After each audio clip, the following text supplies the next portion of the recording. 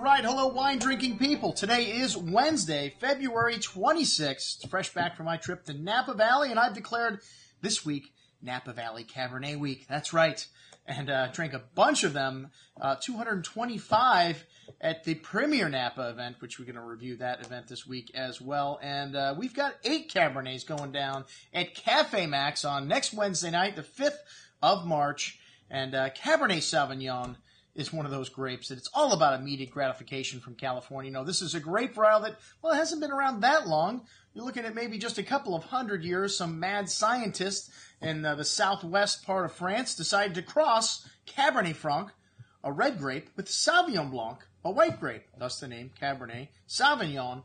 And, this grape varietal has caught on all over the world. It's a varietal that does well in a variety of different places, but in California, where, we like our California young and fruity and big and oaky, and it does really well in Napa Valley. And like I said, the Premier Napa, about 80%, 90% of those wines we had Premier Week were Napa Valley Cabernets from 2012. And we're going to have a variety of vintages on the table, mostly 2010s. That's what the current release is from most producers in California. But we've got an 11 and we've got an 8 here. And, Napa Valley, like I said, even though it's famous for Cabernet Sauvignon, they only produce about 3 to 4% of all the wine coming out of California comes from Napa Valley.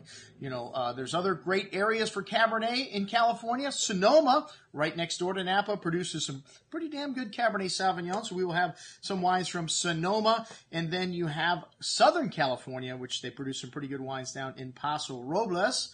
And we've got a wine from Happy Canyon, which is down near that area from Star Lane. So we've got several different areas represented on the table here. And like I said, 8 different wines, so you guys are going to get a nice variety, and you'll see the difference. Napa Valley, to me, produces Cabernet Sauvignon that is the most age-worthy. These wines tend to be a little rough when they're young, a little bit tannic. Sonoma tends to produce a more forward style of Cabernet, similar to Napa Valley. And then down south, it's actually cooler down there than it is in Napa or Sonoma, or most parts of Napa and Sonoma, and that is because the east to west running mountain ranges. And, Paso Robles is very hot, though. This is an area that's good for Cabernet, because Cabernet doesn't like cold. Cabernet is one of those varietals that likes it a little bit warmer. Think of where it's from, southwest France. Even though it's cool down there, it's not quite as cold as it is in the rest of France. And, Cabernet Sauvignon grown mostly on the left bank in Bordeaux. A lot of people associate